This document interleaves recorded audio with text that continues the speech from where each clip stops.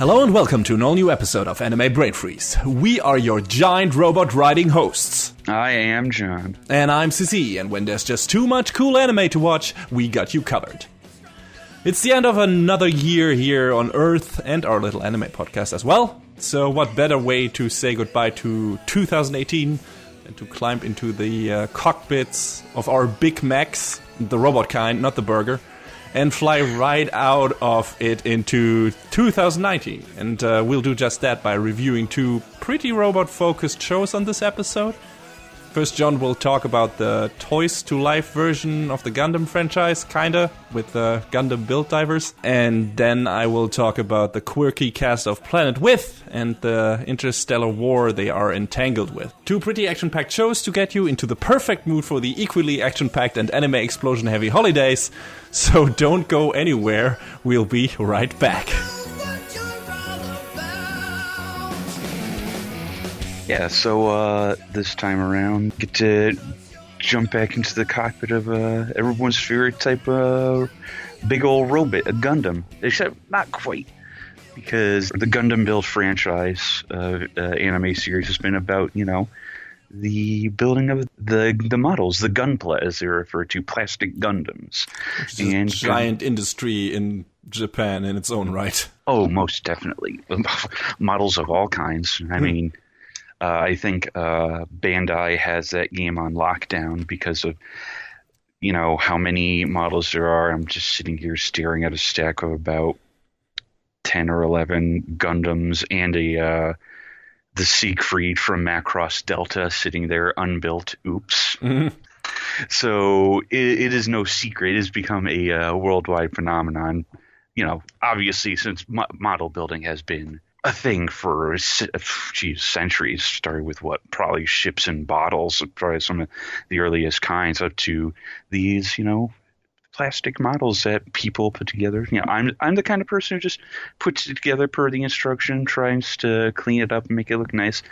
And then there are those people out there who try to do the whole kit bashing, garage kit type thing and make their own sort of unique creation, which is basically the crux of the Gundam Build franchise. Just, what unique spin can you put on these pre-established robots? And I haven't really had a chance on the podcast, at least, to talk at length about it. So, the Gundam Build series started off as, I believe it was just called Gundam Builders. It was this one-off thing that I didn't really watch a whole lot of, but then after that came Gundam Build Fighters, where you build the models, and thanks to the magic of Plavsky particles, not Minovsky particles. All right. These Plavsky particles allowed the models to come to life and to fight each other in this virtual battlefield type thing. They go into these different sized fields that have different set pieces in them. It might be in space, it might be underwater, it might be, in a jungle, that sort of thing. And, that sort of set the precedent. A mutual friend of ours was like, hey, there's going to be this show about, building Gundam models. And I'm like, man, I don't care about that. It's just going to be them peddling the toys. And then it secretly turned out to be the hypest shit. And it's been a downhill spiral ever since for me. But Gundam Build Fighters was great. It was a lot of fun. It had a great cast. And, of course, amazing animation and great battles throughout. And the big conclusion was that, the system is sort of starting to bleed into the real world, and that sort of, made things really cool when, a giant replica of a Baoa Ku just appears out of thin air, and they have to put a stop to the system before it goes haywire. So that was neat. Okay. Yeah. Build Fighters Try kind of dialed it back a little bit, but it still had some pretty hype moments throughout. The didn't go quite as crazy with the conclusion, as far as I recall. I don't know. I remember the original series a lot better, probably because I'm biased toward it, and it's kind of my favorite of the lot. But Build Fighters Try had a lot of good stuff in it as well, and they went from going, and they changed the dynamic being like these one-on-one fights to being like these team battles, because apparently that's the thing you do in Japanese media. Man, this single player thing worked great. Remember the 3D Sonic games and how the immediate follow-up was Sonic Heroes? Which I'm not trying to draw a comparison in the terms of quality, but it seems like a strange sort of progression that's happened in more than one franchise. I don't know.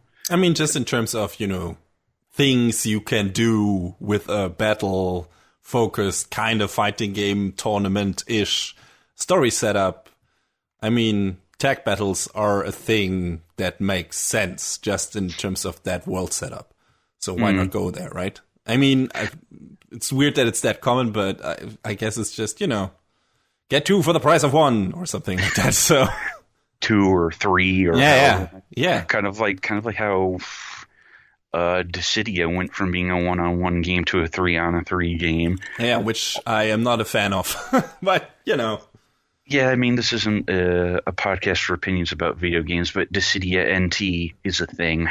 But I think that kind of gets us to where Gundam Build Divers is. It's just sort of that brief overview. Mm-hmm.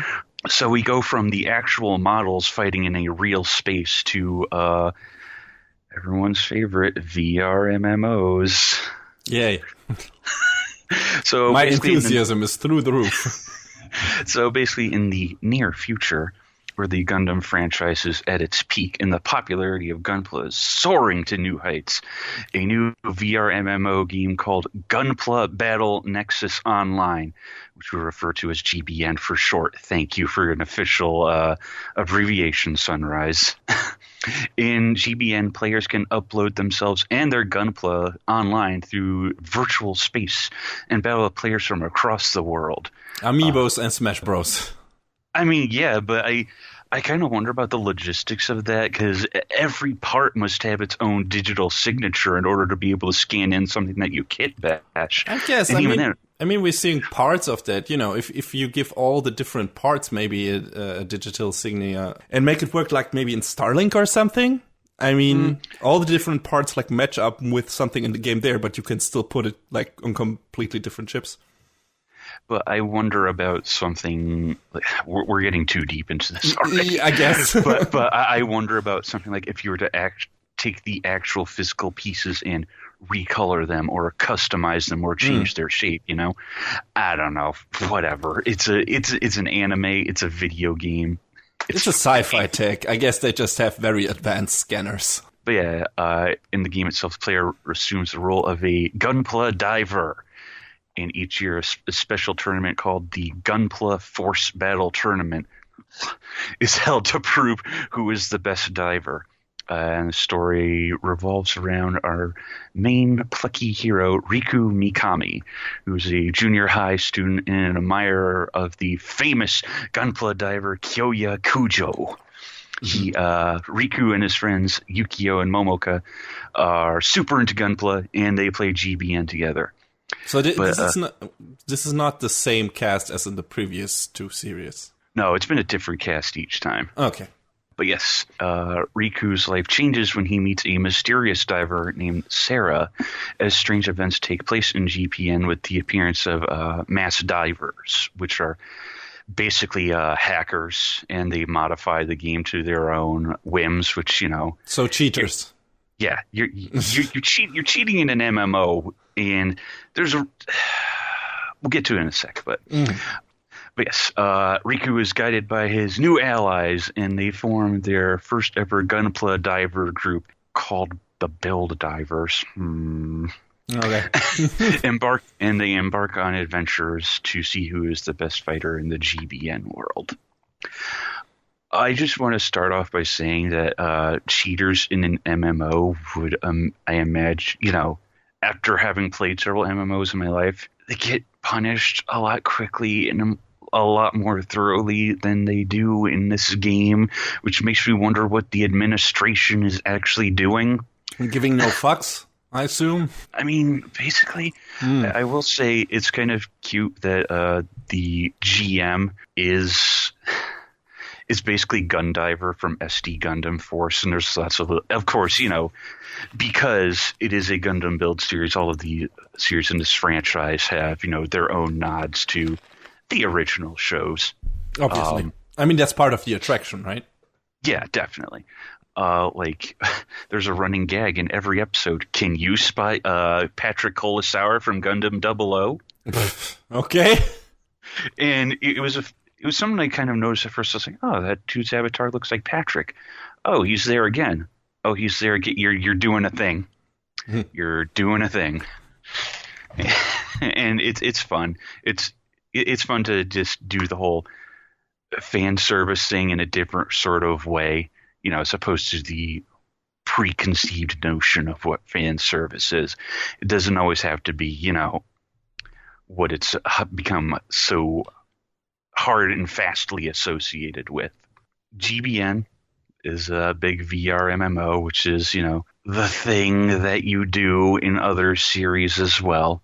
But it's fine because it means that, hey, unlike in the Build Fighter series, you don't have to rebuild your Gunpla from scratch after every single fight, because that is a thing that they show in Build Fighter. Say, oh, the models get super wrecked, and I can't imagine actually doing that sort of thing if it were for real, because you'd have to spend so much time rebuilding it and redetailing it and making sure it's in working order before you can even go back into the fight. Whereas with this, oh, hey, it's the thing you built, but it's also virtual, so you don't have to, fix it every goddamn time. Well, but isn't that taking, away from some of the drama? Like in the previous series, when it's like, oh, your model gets destroyed, it's like, holy shit, that's bad. I mean, it's not a series where they can kill people, so that's where the drama is pulled from. And isn't that missing in Divers then?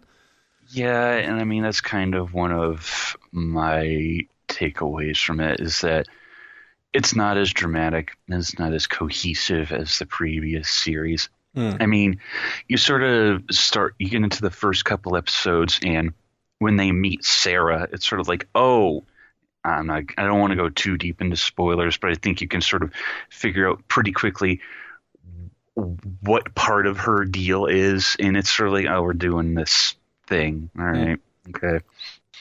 It doesn't really I don't think it takes away from the enjoyment of the show, but I really do honestly feel like the previous two Build series were a bit more solid on that front.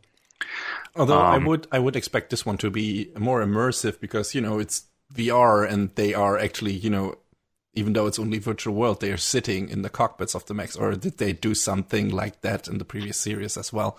They kind of tried to do that in the previous series, where it's like you're not in the cockpit, but, you have a control set and scheme that replicates that feel.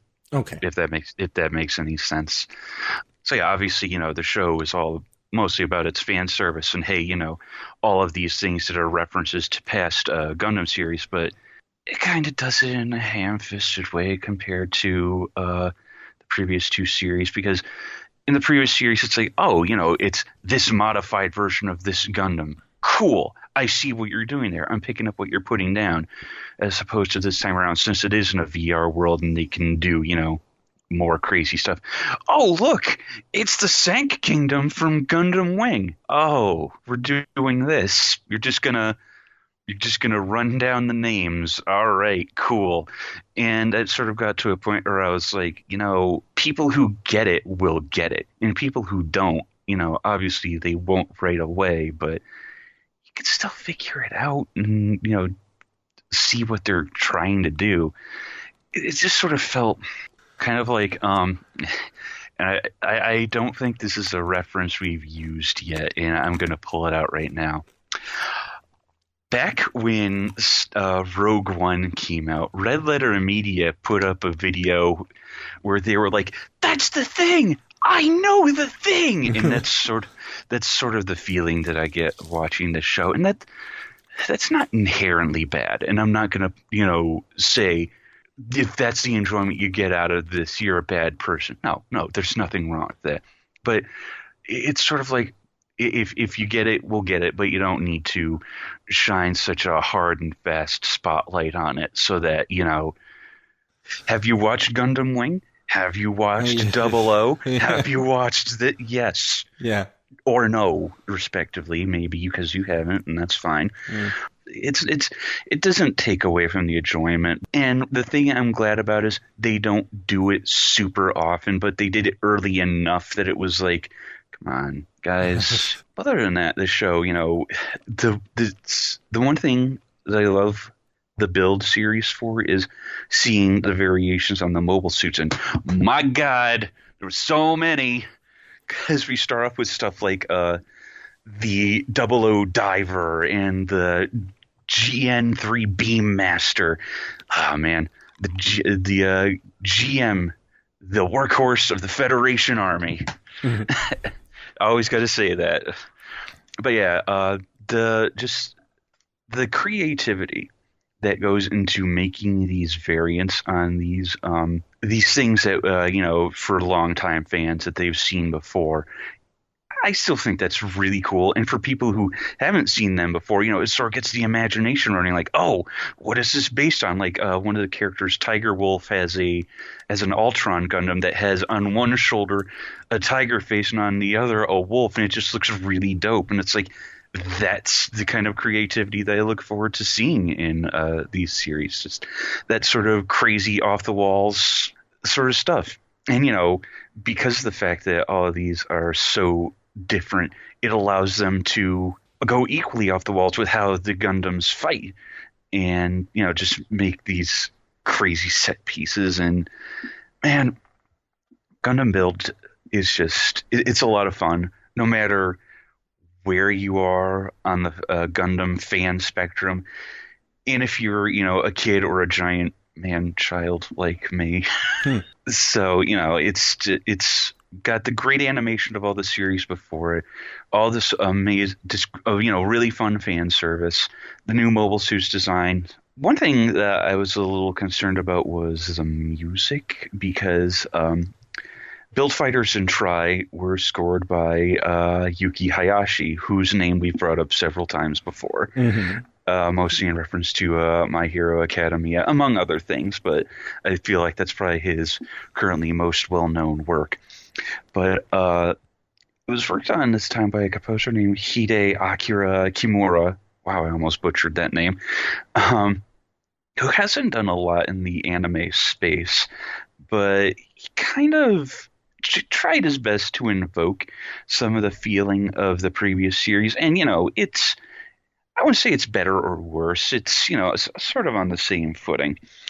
But, it's hard to deny that every show should be scored by your favorite composer or composers. So, while I miss having Hayashi on this show, it still works fine for what it is, because there's enough to get you excited for all the action that's going on. So you already established that this is like pretty much made for, longtime Gundam fans and who want to see like a different spin on all of the stuff they know from the other series and everything, and different designs on the Gundams and all of that. So is there enough for like people who have never experienced anything Gundam? Like, is there enough character development? Is there enough, besides the battles, is there enough story-wise going on, I guess, that strings you along, besides all the references and those fantasy dream come true matchups that are probably in there? Is there like more that makes the show worth watching if you, are not even, remotely a fan of Gundam or have ever come into contact with it? I feel like, honestly, any of the Gundam Build series are a good jumping in point. I don't feel like there's anything too exclusionary about any of them.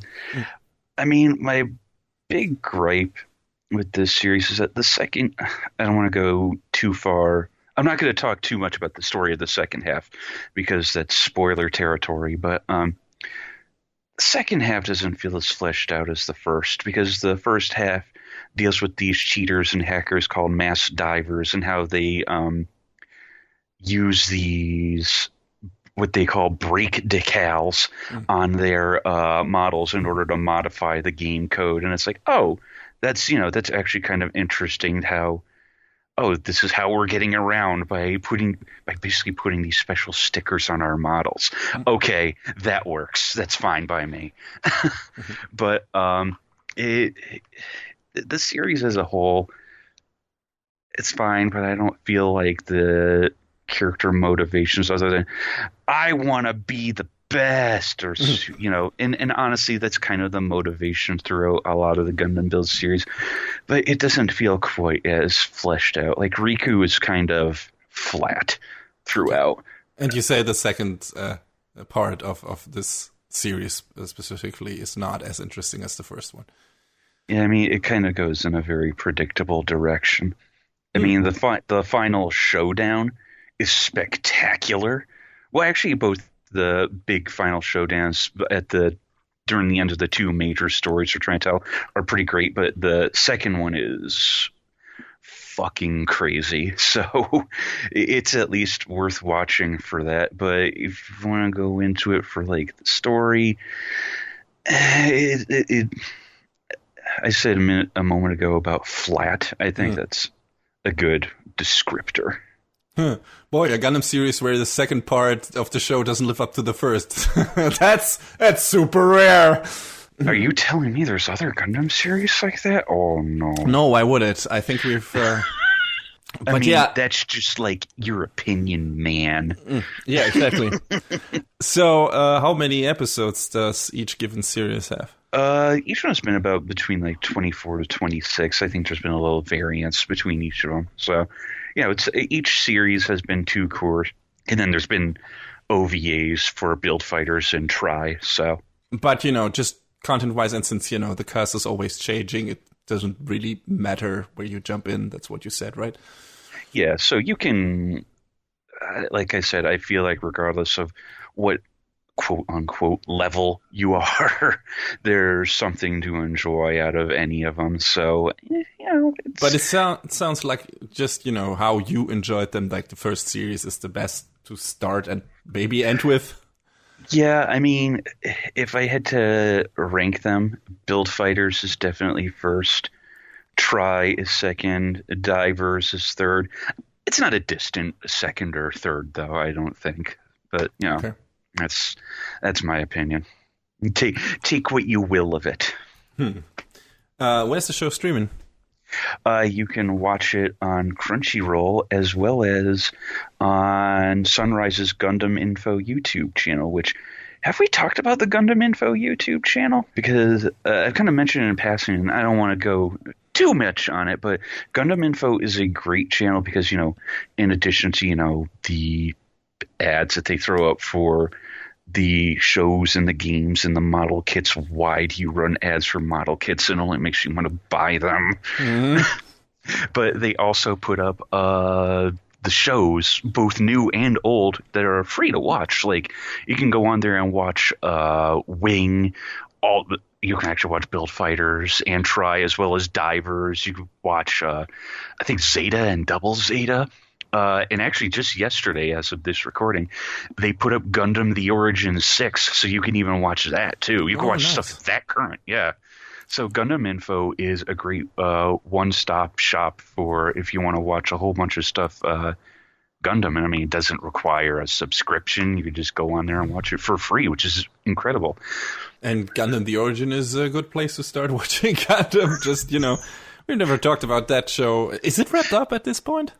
I forget if 6 is the last one or if there's more. Like, I still haven't watched 6, so I stopped watching after the first episode because I was like, nope, I'm gonna wait until this is released in its complete form, and then I'm gonna binge it because this is with these series that get like releases every quarter of the year or something.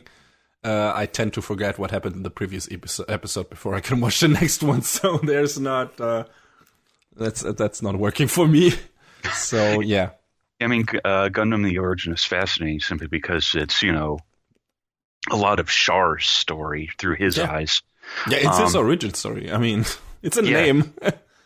Yeah, and it's I think one of the cases that we both agree on that has good anime CG. Oh yeah, definitely. No kidding. Probably the best anime CG or at least one of the best anime CG I've seen ever. So yeah, I can't wait to watch more of that series. Yeah. That reminds me. Are the mechs in the Build series, are they drawn or are they CG? They are hand drawn.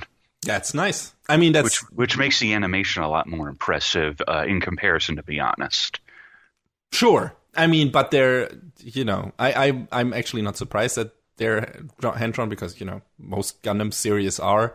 I think pretty much all of them, if I'm not mistaken. Origin is the first thing that comes to mind. For the most part, yeah. I guess Unicorn had some examples where it was not the case, and Origin, obviously. But you have some Gundam series that don't look that good, actually. Like Age had a lot of rough spots, if I remember correctly, for example. Yeah, Age got a little weird, but I am still on the Age Defense Force. I mean, I think, God, this happens every time we talk about Gundam, where we just go off on this tangent, and that's fine. Yes, that's what happens, because Gundam is a ginormous franchise. There's lots of stuff to talk about. It's like next year, God, it's got to be either next year or the year after when the new Macross starts. I'm sure we'll go off on a tangent about all the previous other Macross series. Definitely. But yeah, I mean, some Gundam series have, made off better than others. G-Reco. But, yeah, I mean, again, going back to the core, Build Divers is, in my opinion, all right compared to the other two. But, again, it's not a bad jumping in point. And I think for what it is, it's enjoyable. It will be enjoyable to all Gundam fans in some capacity.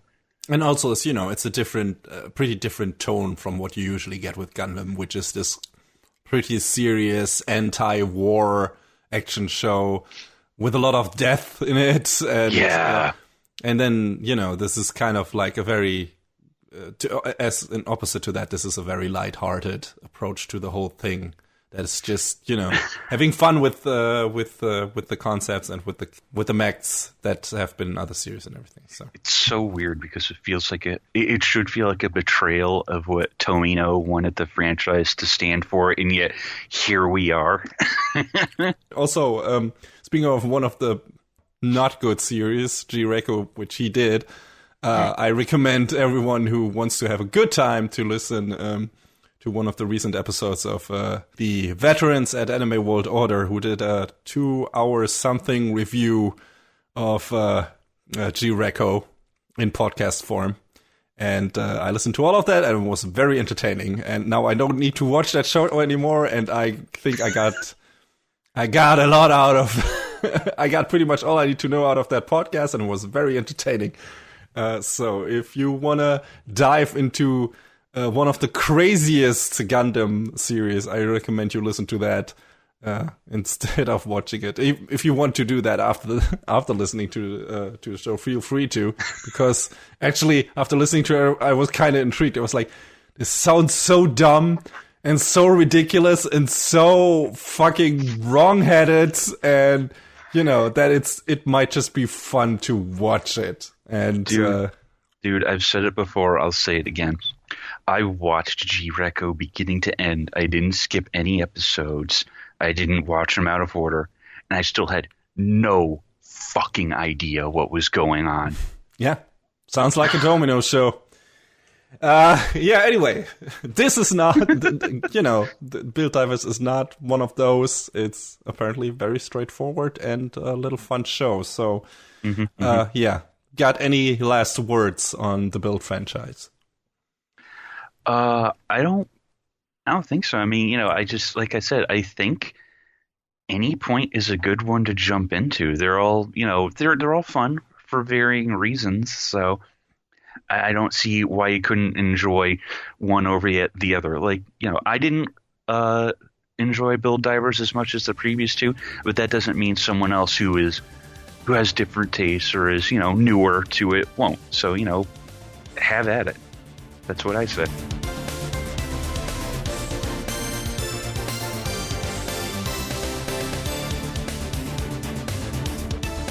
On the outside, Soya Kuroi looks like a normal high schooler, but he keeps some very strange company. Living under one roof with a giant humanoid cat called Sensei and a spunky mate called Ginkgo, he's confronted with a pretty high amount of weirdness on every given day of his life. As if that wasn't enough, he is also suffering from amnesia and can only barely remember anything further than what happened the past year. Things are getting even crazier very soon as giant spaceships start to appear in the sky close to his town. When the first of these alien crafts gets confronted and taken down by a group of people in giant animal-themed mechs, Soya gets pressured by Sensei and Ginkgo to join the fight, but to Soya's own initial surprise, not to take down the spaceships, but to take down the heroes and steal the flasks hanging from their necks, which give them the power to summon their battle armors. To accomplish this, the reluctant Soya gets downright eaten by Sensei, who then turns into a mech himself, turning Soya into a force to be reckoned with.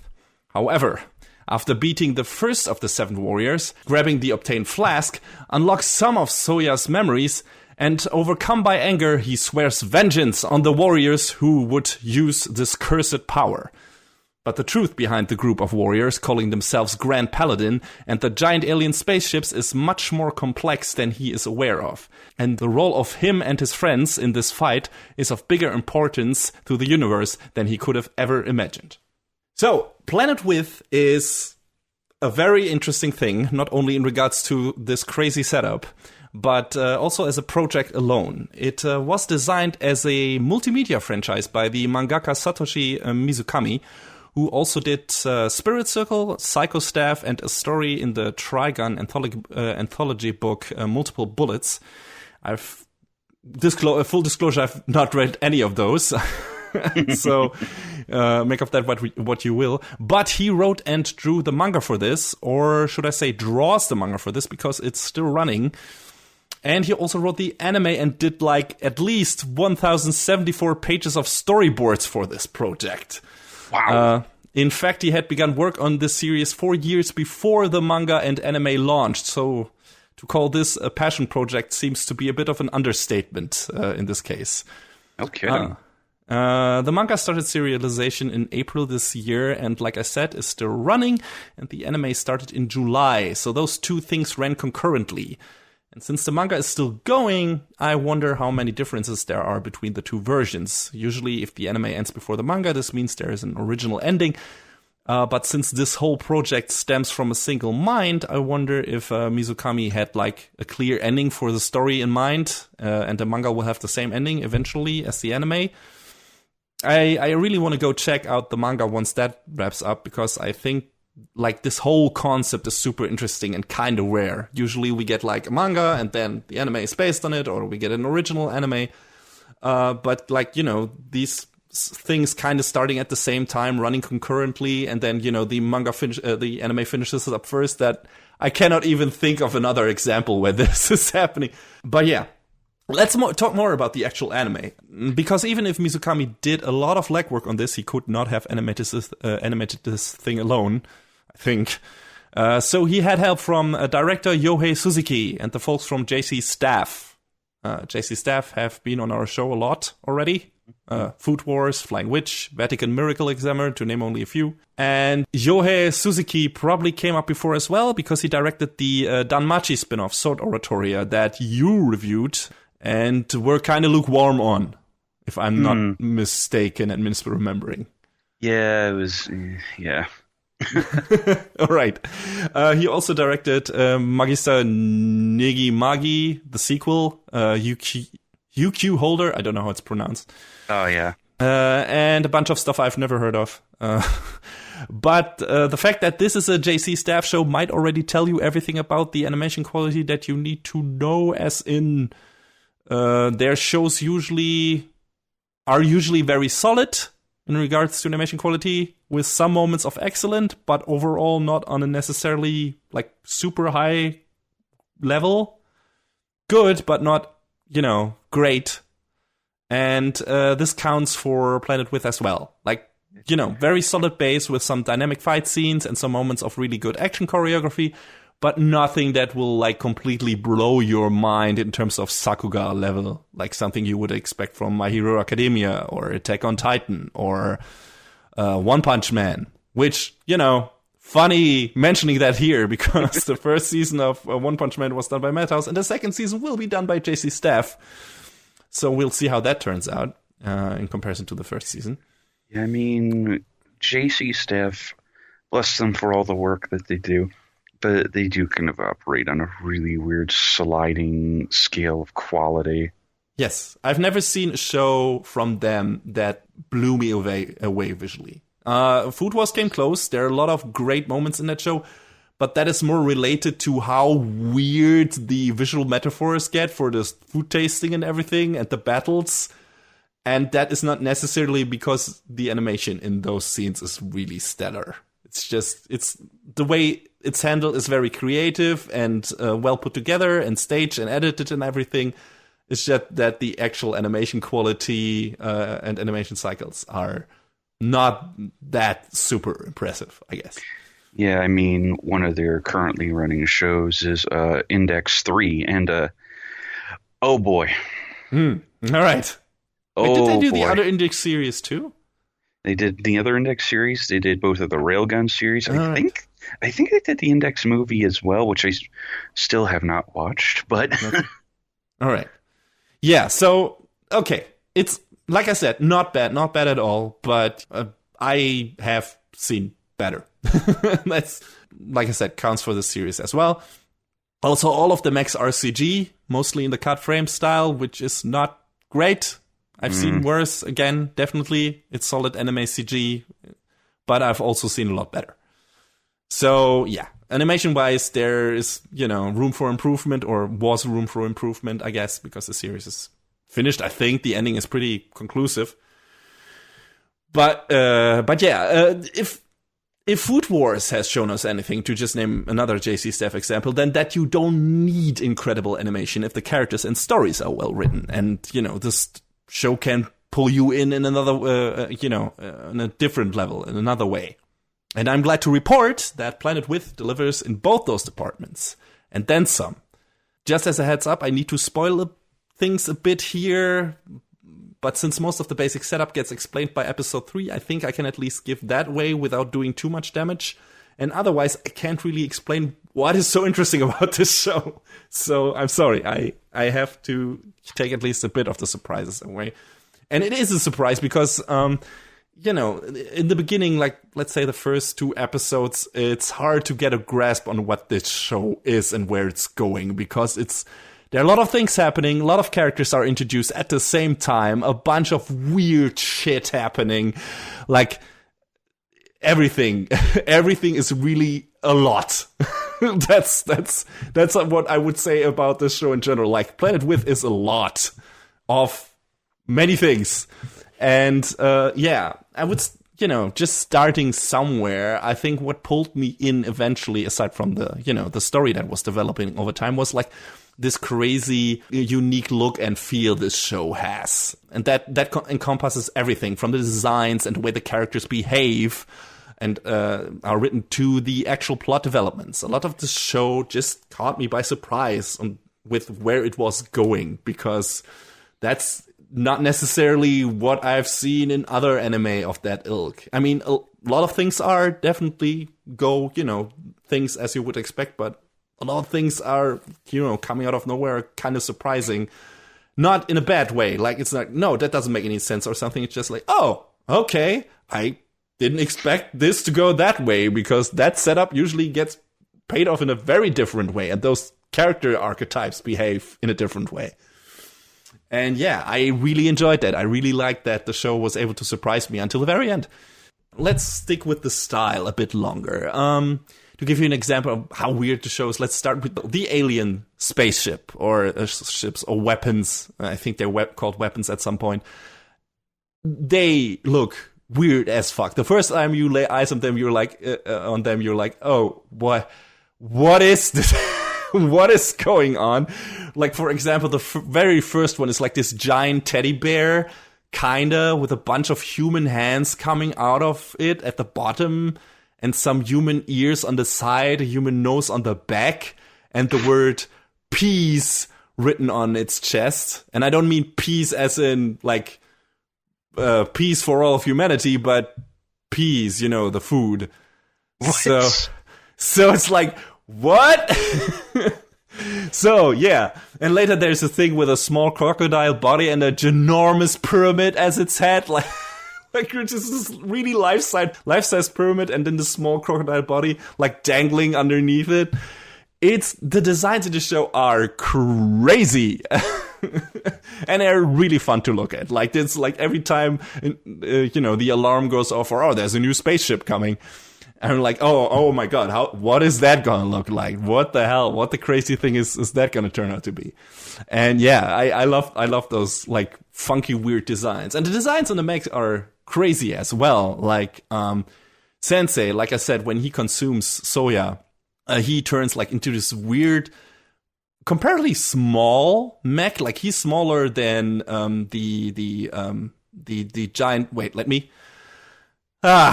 Here's an anime name for you for a mech. Here we go. The mechs of the the organization where those 7 heroes are from that defend the town against the spaceships initially. The mechs are called the Psychokinetic Mega God Photon Armor. There you go. Excuse me? Yes. I repeat, the Psychokinetic Mega God Photon Armor.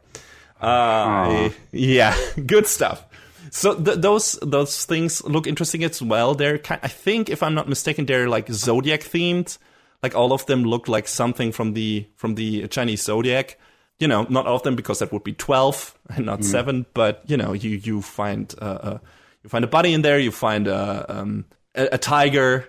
And they have the specific characteristics, like the bunny mech is very fast and fights in a specific agile way, and the tiger mechs are super strong and everything. So yeah, those designs are very cool and very, very unique. And Sensei in his mech form is like pretty, like, only half the size of those, I think. And has, like, this weird, funky giant eyes, makes it look like a cat mech, kinda. But a very interesting color pattern, and has, like, this pseudo hero scarf around his neck and everything. So it's a very unique and cool design. And I liked it a lot. I was like, that's cool. And that also, again, that gets an upgrade later. Not to take away too much, but also looks very interesting. So yeah, lots of cool design work in this series, just in general, from the weird spaceships to, the mech of the heroes and the villains and everything. And later we get an antagonist that's also quite unique and different and everything. So yeah, cool stuff, just in terms of what to look at. Even if the animation itself is not something that's super stellar, this just is a cool show to look at. And then, still staying with, like, the weird tone this show has, that is not only reflected in design, but also in the general plot development and the characters. It's like, we start off with Soya, and you think, he normal high schooler, blah, blah, blah, and has this kind of friend, they haven't really met. I think she's the class representative, whatever that's called in Japanese, incho or something. It's a very common term.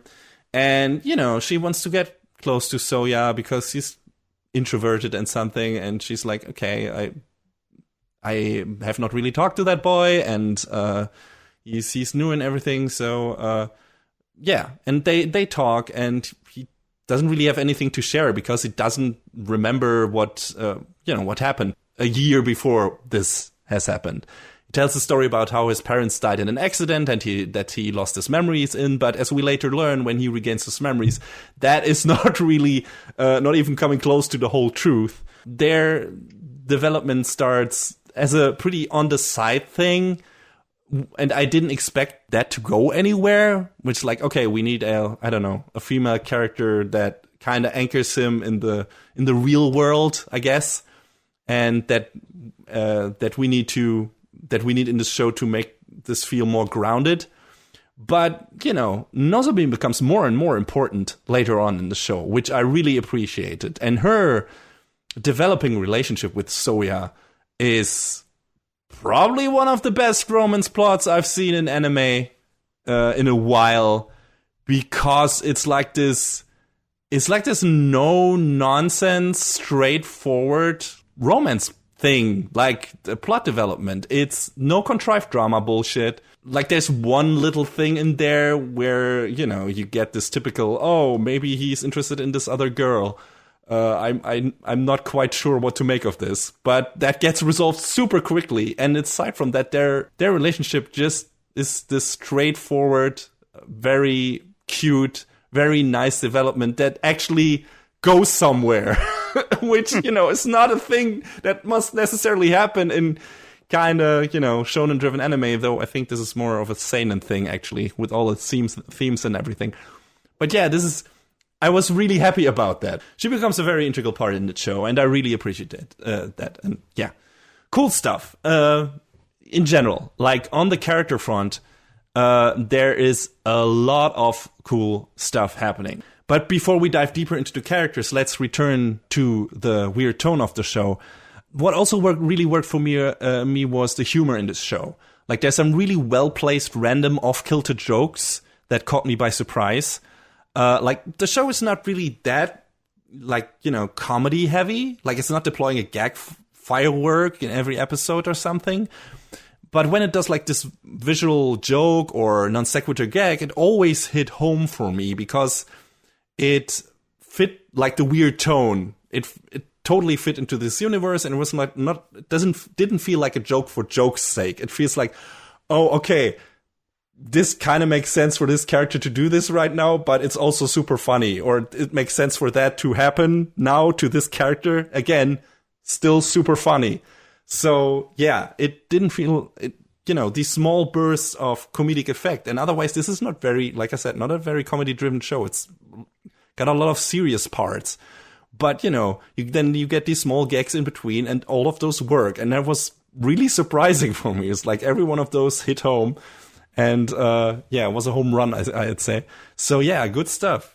For example, there is a joke making fun of your general anime tropes, where one of the cast members is put into, like, this genjutsu wish fulfillment anime fantasy by the alien spacecraft, because that's what they do. I'll get to that later. And is surrounded by more and more ladies in his fantasy, because he's like this super mega hyper chunibyo. Like, he's like constantly spinning around himself and doing weird poses. So you get, of course, he's like super into manga and anime and everything. Like, he's living that thing. So of course his fantasy is like, his wish fulfillment fantasy is like being in an anime. So all these women keep pop up like he's in a fucking harem thing, and then suddenly his parents pop up out of nowhere and are like, "Son, we never told you, but you actually have a big-breasted stepsister." And that made me almost fall off the fucking couch because it was so fucking fitting. And it's like they like rattle off these dumb, stupid ass plot contrivances from harem anime, and that was like the cherry on top, where like his parents are like, by the way, and that's amazing. That's, yeah, stuff like this, like things, yeah, you don't expect it, and suddenly they throw out this amazing, well-crafted, well-written joke that just works. And yeah, I love that. I think the show really delivered on that front as well. So, as I promised now, let's get into the characters. Soya starts out, he's our main character. He starts out as this typical, I guess, vengeance-driven shonen character type. Not really a Sasuke from Naruto, because he's too loud and brash for that. But, he's a good kid. He's friendly to his friends, pretty much, and most of the time to Sensei and Kinko as well. Even though he's annoyed that he's only getting vegetarian food. Like, that's one of the running gags in the show, where he's like constantly on the search for meat and not getting it. Not at all. Like, only it's through weird circumstances, every time he thinks he's got some meat in his hands to eat, and some night steak or something, it turns out to be vegan or something. So, yeah, that's, and you question, oh my god, will he ever be able to eat actual meat? And that, weirdly enough, that gag also gets kind of paid off in a character-driven way, considering who, is responsible for most of the food he gets. So that was also a cool thing. It's like, no, this is not just a gag. It also works, in regards to what one of the characters turns out to be, and what one of the themes of the show is. And I was like, yeah, great, you didn't have to do that show, and you did. So yeah, he starts off as this kind of general standard shonen hero thing, and then, slowly develops into something else, kinda. Like, at some point of the show, some things happen, and he soon questions, like, his reasons to fight, and even refuses to continue the battle at a certain point.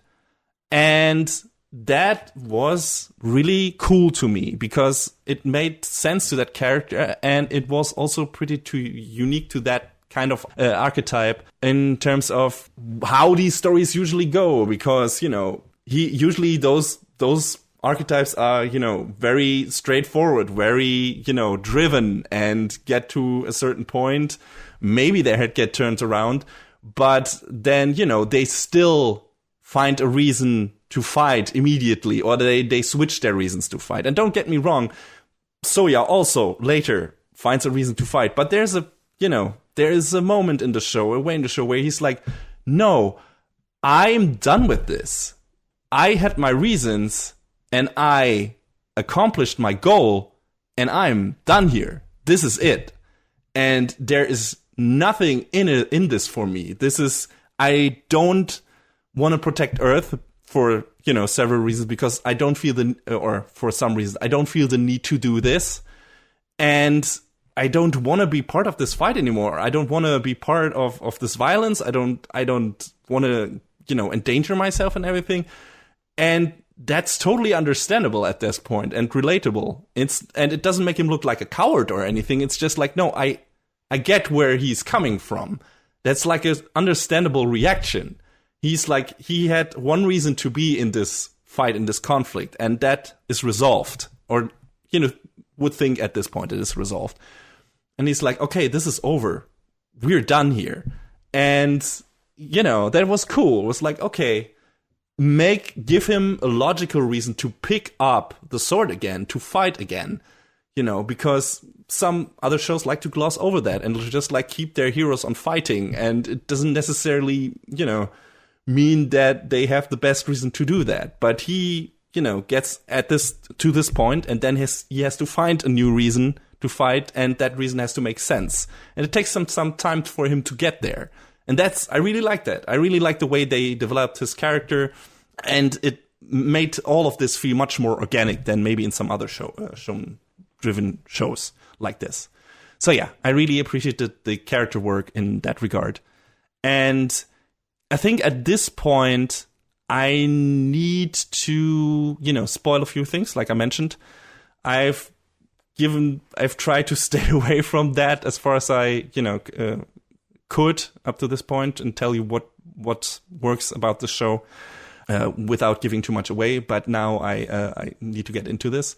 So when we first encounter the alien spaceships, there's like fighter squadron going towards it, engaging with it, and later the one of the members of Grand Paladin. And, they kind of get hit with a force field from the spaceship. And then you get kind of a glimpse into, let's say, a fantasy created from their mind. And it turns out that is the whole thing these spaceships are about. They are not here to, what would happen in many other shows, to, like, destroy the whole town, kill all the people or everything.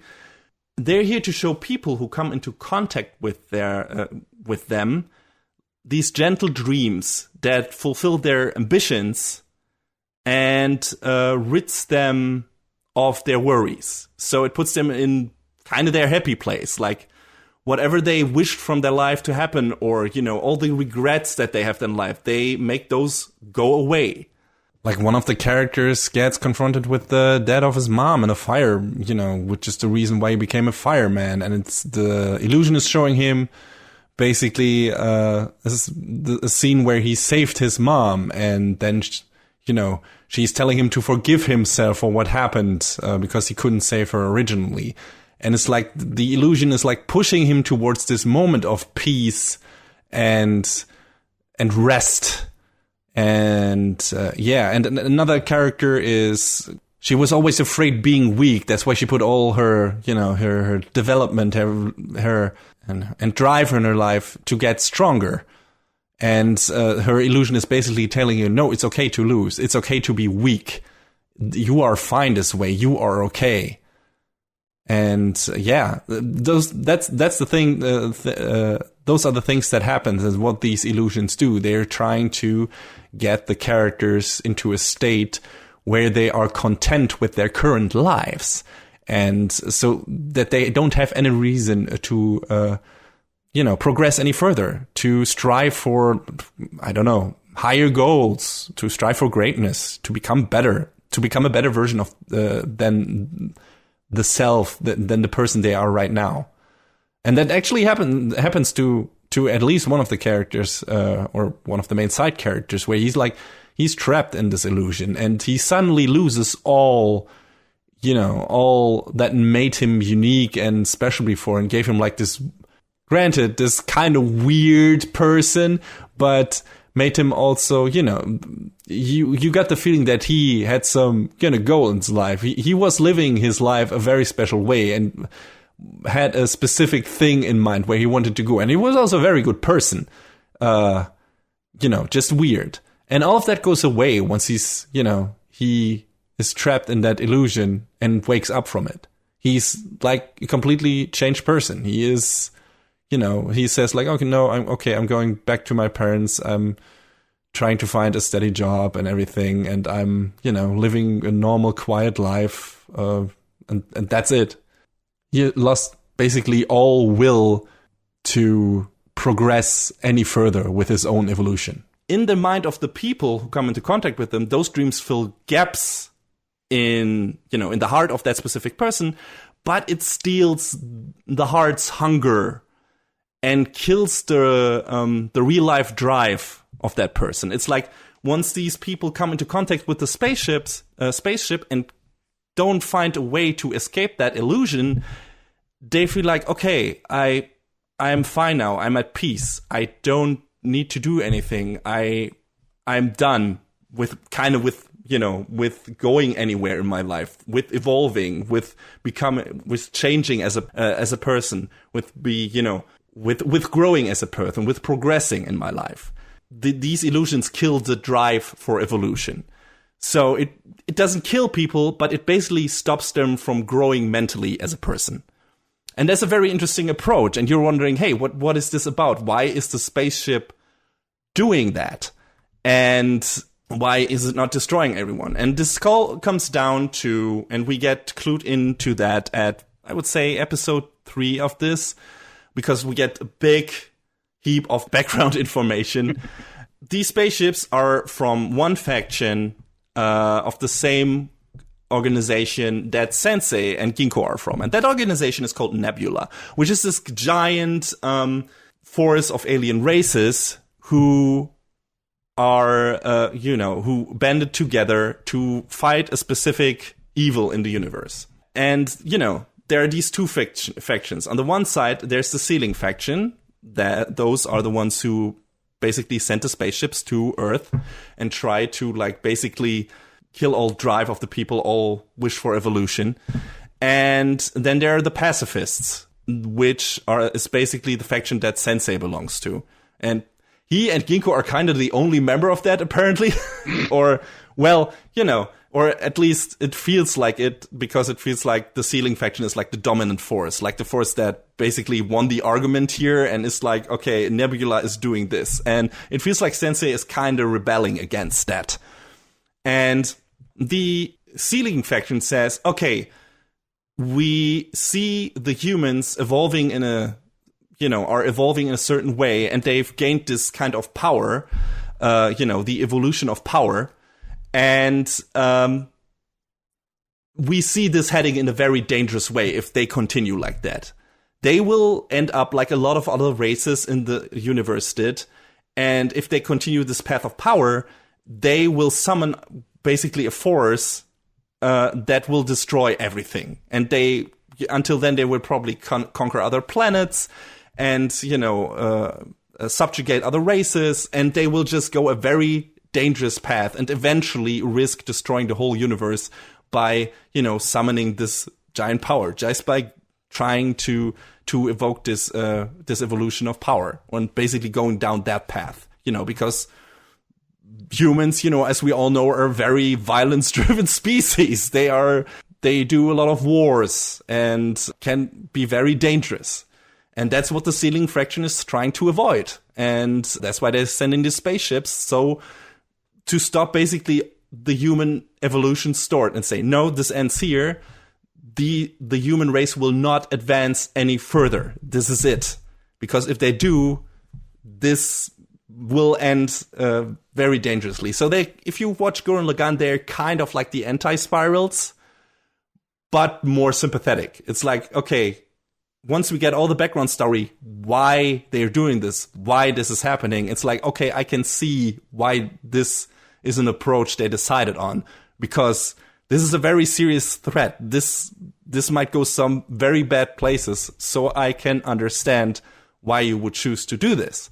It's Sensei is the one who says, no, I see a potential in the human race. I hope that the humans, instead of choosing the evolution of power, instead choose the evolution of love. And that would mean that, they decide to evolve in a different way and are more about character interaction and relationship and try to evolve in a peaceful way and, form bonds and friendships and everything. And, make peace, not war, is basically the answer to this. Like, those are the two different paths here. The Sealing Faction is trying to avoid the humans going down a route of war, to avoid that, taking some very definite measures and cutting all evolution short. And the Pacifist Faction is saying, okay, we believe that the humans can go a different way and reach greater heights. We should only watch them. And if, we believe that they have the potential to make the right choices here.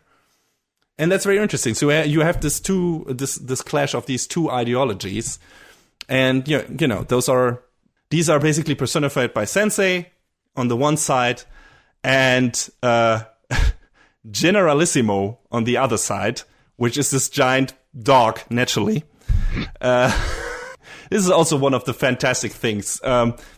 Sensei also has a spaceship and Generalissimo as well, and those are just bigger versions of themselves. Like, it's a giant cat spaceship and a giant dog spaceship that looks exactly like those two characters and that they climb into. It's silly, but it's amazing. It looks really great.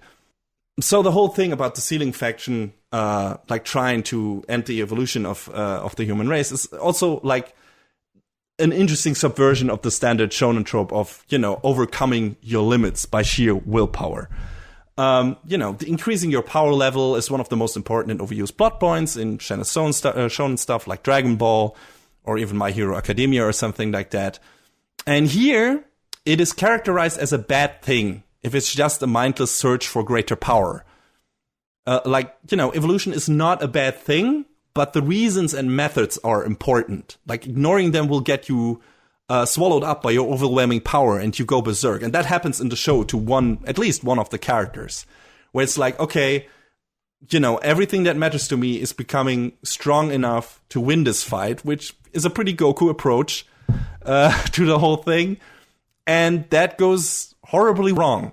And that is exactly what the Sealing Faction is trying to avoid and what it is worried about. And Sensei is trying to guide, the humans to a path where that doesn't happen, where it's like, okay, keep on evolving, but not for the sole reason of gaining power, of gaining great might. That whole theme of trying to evolve the right way, which is a very contemporary problem, I guess, in human society as well, is, a thing that runs through the whole show. And it's done very well, in my opinion. It's really cool. And, it helps that the two factions, like, nobody is a bad guy in this show. This is really one of the things. Like, Generalissimo on the one side, like I said, very understanding, or understandable and relatable. It's like, okay, he saw what, if a race goes, in a very wrong direction, what that could do to the universe. He has, like, experience in that, and he doesn't want that to happen again. So it's like, okay, I get it. And Sensei on the other side, who kind of is a real hero of this show. It's not really Soya, well, maybe at the end, but Sensei is the guy who is, like, taking a stand for humanity. Who's like, no, leave them alone. They can do this. Believe in them. They are able to do this. I want to believe in them myself. And he's doing everything in his power to make this possible. Like, he is the rebellious force, and he's like the nice, calm-headed guy who puts himself into danger, literally, because every time the mech gets damaged, he gets damaged. Like, you see after a fight with Soya, where his arm in mech form got ripped off or something, he's wearing a bandage in his cat form the next day. Like, he's harmed from this. Like, he's the one taking the brunt of the damage. Soya's only steering. And he is the guy who's kicking all of that into motion. He's the guy, he's the proactive person. He's the guy pulling Soya out of, well, not really, it's Nozomi kinda, as well. But, he's the guy who steers Soya toward being a better person, a good person, and finding the things that are worth fighting for. And yeah, he's just a cool character, and it helps that those two, Generalissimo and Sensei are a giant cat and a giant dog. And the only thing Sensei says is, nya. There's this weird thing where he's always trying to look up the skirts of model kits without being caught. That's one of those off-kilter jokes that are just random and funny. But, in episode 3, I think there's like this kind of dream sequence, but you get to grasp that is actually a conversation that happened, where we hear the first time Sensei and Generalissimo talking to each other in normal language and not just animal noises. So we get an actual spoken dialogue between a giant cartoon cat voiced by Riki Yakoyama, good old Klaus von Reinhardt from Blood Blockade Battlefront, Ando in Shio School Road, Tora in Ushio and Tora, and Narumi in Karakuri Circus, to name only a few examples from his incredible Vita. So we get him as a giant weird-ass cat alien, and he's talking to a giant cartoon dog, voiced by none other than Norio Wakamoto. Oh my god. It is the most magical thing you can imagine. Also, Wakamoto, with his usually over-exaggerated gravitas, saying things throughout the show like, "Wow" or "One is my life fuel." Like, every time Generalissimo is on the screen, I'm so happy. I can hear it in my head just being like, "Wow." Yes, exactly. This is what it is like every time, and it's amazing. And it's like, man, when these two are on screen together, it's fantastic. And those two have a great relationship with a palpable history that is oozing like mutual respect and friendship and rivalry. And all of that gets, a damn satisfying payoff in one episode or in several episodes. Where we also later learn their real names in the show. Most of the time they just go by Sensei and Generalissimo, but of course they have names, they're from an alien race. And once that thing comes up and once that get paid off, it's super satisfying. It's like fantastic. Like, I don't know if you remember the final fight from Scryed of all things to bring up. Oh man, it's been a minute. There's like this fight at the very end of the show where, if none of our listeners have seen Scryed, like, it's basically these guys summoning either special armor and, with powers, or kind of stands from JoJo. Those evolve. You get like 3 forms of that for each character, where the armors get more and more elaborate. And that is the thing that happens in this show as well. And that's kind of related to, the payoff between those two characters. And that's, first of all, one of the most amazing fights in this show.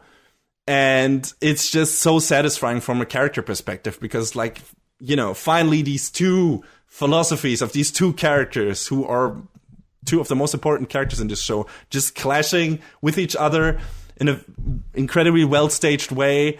And it's just the hypest shit. It's the hypest shit, even if the animation isn't even not that super fantastic. I mean, it's good, especially in that fight. But goddamn, it's just how well those two characters have been built up to that point, and especially their relationship and that coming to a head here. It's just, it's really good.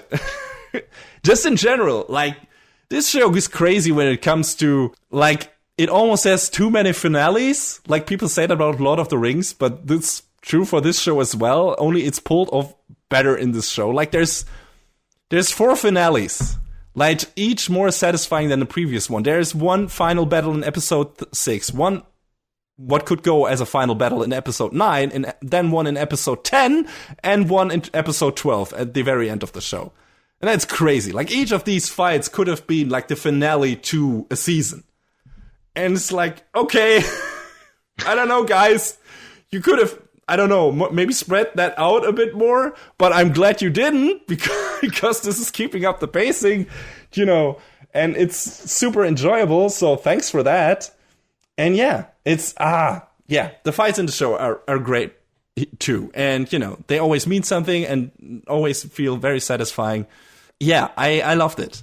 Like, in general, I mean, I mentioned the payoff between, you know, Generalissimo and Sensor being incredibly good, but each of the characters, like, kind of gets at least one interesting development or one interesting payoff. You would expect some of the people from Grand Paladin are like, okay, these are one-off characters, and, you know, once they are robbed of their powers, they won't appear anymore in the show, but most of them are a constant in this show.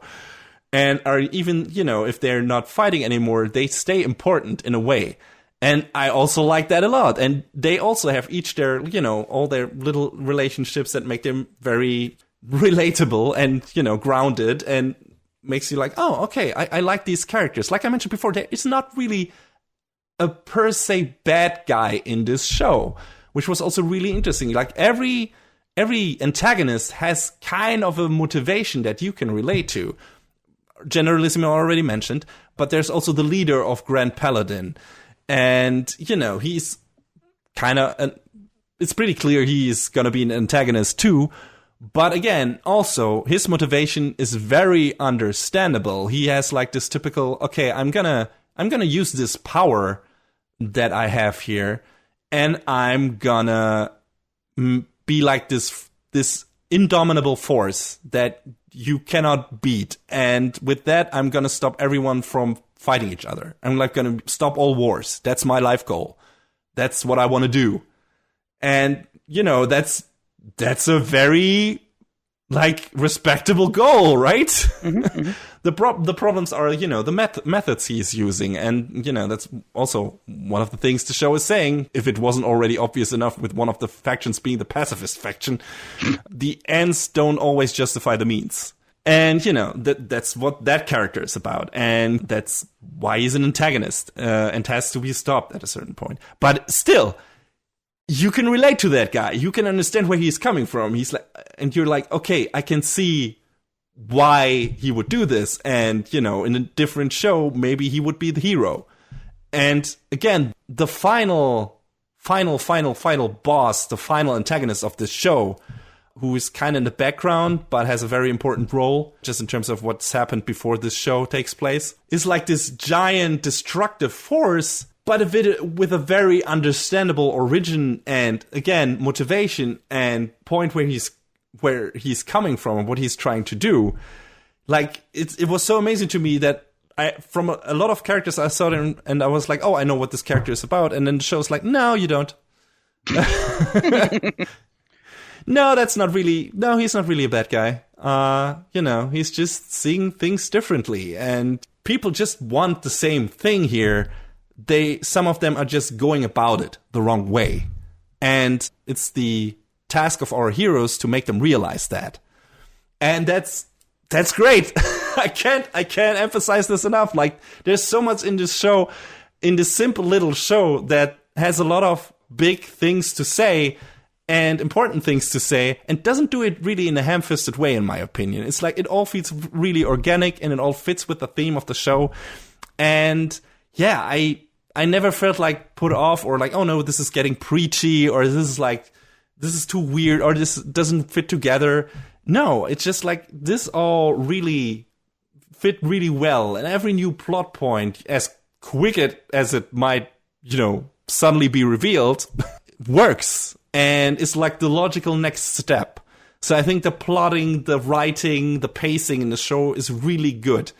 I could have maybe used some, more episodes for the show to give us a bit more time with some of the characters, just because they're so much fun, and we, like to spend more time with them instead of rushing from plot development to plot development. But it's still a very satisfying and well-paced watch. Like, this is only 12 episodes, and you're getting so much out of this 12 episodes, so much stuff happening, so much character development, so much plot development, and it doesn't feel super rushed, in my opinion. It would have been nice to have more breathing room in there, definitely. Always, develop some of the other characters a bit more. There are enough of them in there. But it's not that necessary. Like, the show is bringing across what it wants to, and it doesn't feel like it's really hurrying up all the time. It's good stuff. And yeah, I just from a story point of things, I really, really, really like this show. I think it's incredibly well written. It's incredibly entertaining. Got a bunch of great characters. Ginkgo, the maid, you would think she is like the cute, maybe fan service. Not really, though. There's not really fan service in the show. A bit, maybe. A few small bits here and there, but it's not that dominant. But, you would think, okay, she's the maid of this, and she's here to be the moe thing and cute thing. No, she also has a very important part in this show, and it's like, yeah, damn it. Like, everyone in this show has an important part and turns out differently than I expected them to. And their relationships are meaningful, and where they end up and everything is meaningful. And it's cool. Man, I'm really happy that what the show ended up to be, because when I watched the first episode, I didn't know what to make of it at all. It was like, what the fuck is going on? What is this? I don't have any idea where they are going with this. This is also weird. This is also quirky. What is this character constellation? What is happening? And then, let's say, second or third episode was on my screen. I was pulled in completely. I love this show. And, we haven't even talked about all of the production highlights. This show also has incredibly banging sound design, which we don't mention a lot, as a part of a good show. But I want to highlight it here because it popped out at me. Like, the sound director is Yoshikazu Iwanami, who also worked on JoJo's Bizarre Adventure. Also Berserk, Fate Apocrypha, and Captain Tsubasa. And if you can remember those powerful, crunchy sound effects from those shows that make your subwoofer go wild, those are in Planet With as well. It's like this great, like this oomph effect that emphasizes the power of the clashes and elevates the impact of the fight scenes. And I think that can be contributed to that guy, because it's like this very familiar kind of impact sounds and effect sounds that work really well in an action show, and give it like this extra bang that I really like. I think the sound design in this show is smashing. And speaking of sound, the soundtrack of the show is fucking amazing, because it's done by Kohei Tanaka, who did the soundtrack, probably most well known for the soundtrack to One Piece, which has one of the all-time great anime soundtracks when it comes to, classic orchestral compositions. Like, so many great themes in that show, both in terms of action beats, but also very dramatic and, dark and sad and somber tones. Like, he does so many good things in that show in terms of music. But also he did the soundtrack for Gravity Rush or Gravity Days, depending on what region you're from, which is a PS Vita? Yes, PS Vita / PS4 title. And that's also a fantastic soundtrack. If you're on the search for good anime or game soundtracks, can't go wrong with that.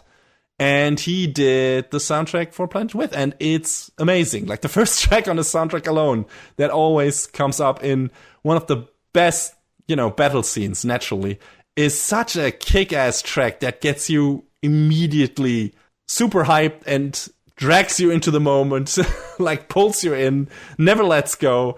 And it's like you sit there, fists clenched, and it's like, yes, go guys, this is fantastic. And yeah, another thing that just works in this show just really well. I think I've rambled long enough because I have said everything there's to say about the show without giving any more away. And I want to, keep some surprises for those of you who actually want to watch this. If you are on the search for a great sci-fi anime, maybe a bit in the vein of Gurren Lagann, maybe a bit in the vein of, I don't know, even Macross to some extent, or I don't know what other shows I can. It's not really Ava. It's not. It's got a kind of serious theme, but it's not. It doesn't have that much of a serious mood. It's too weird and quirky and fun for that, I guess. But it's more serious than Gurren Lagann is kind of most of the time. So yeah, I don't know. It's weird. This is a kind of a unique thing in my opinion. It's very special in more ways than one. I hope I was able to bring that across in this ramshackle review. But all I can say is I liked the themes of the show. I liked the characters of the show. I liked the story of the show, where everything was going. And the finale, even though I would have liked kind of an epilogue thing, maybe, at the very end there, which we don't really get, it still ends on an incredibly satisfying note. It's like, okay, this is perfect, kind of, Sure, we could have done more episodes. Maybe I don't think there will be anything more because the story is over at this point. There doesn't need to be any more story. But this is fine the way it is. This is a good place to end it on. And sure, I would like to see what happens to these characters after that. But the story is over. That's fine. I'm very happy with this. These were amazingly well-plotted, well-paced 12 episodes. I was never bored. I was super entertained. And a lot of this stuff was very unique and surprising. So yeah, if you're in the mood for a great sci-fi action anime that does some interesting, different things, and you are not, put off by some very weird character designs and very quirky and out there characters, I cannot recommend the show enough. It's definitely one of my favorites this season. We'll see how it ends up in our finale in the next episode. But yeah, it's definitely, it was a fantastic watch. And I didn't see it coming. This was not on my radar at all. And I loved it. So yeah. And the show is streaming on Crunchyroll, so you can just head over there and watch it right now. Planet With, definitely watch that. And I guess that's it for Anime Brain Freeze in 2018. I think all that's left for me and John is to wish you happy holidays and a good start in 2019. We're done with Anime Brain Freeze for this year, but not for this season, because there's, one more episode coming with our finale. And best of the season and everything. And then after that, we'll pretty quickly have the winter shows to talk about, or the winter premieres to talk about, and then our first reviews of fall season. Yeah, we're going to have to jump right back in on that a lot quicker than usual, I think. Yes, I think so. But yeah, we'll be back next year. I hope you have a good time during the holidays and a good start in 2019. And I want to send you off with a quote from an actual episode from Planet With, which is, I think, a very nice, whatever holiday spirit message. Fits that all very well. So I'm going to use it here, even though it's, of course, super cheesy. But yeah, justice forgives no one. And without forgiveness, love is impossible. And without love, having a soul is impossible.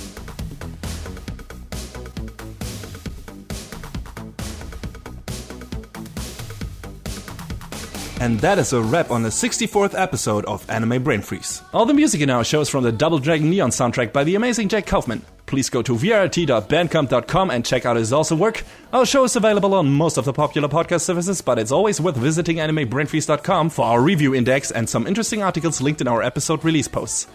Follow us on Twitter at AnyBrainFreeze. We tweet regular updates and fun anime-related stuff there. Leave us comments and questions on Facebook and our YouTube channel, or send an email to animebrainfreeze@gmail.com. We would love to read your feedback. Thanks for tuning in. We hope you had a good time, and please join us again on our next show. Macht's gut. Happy New Year, everybody.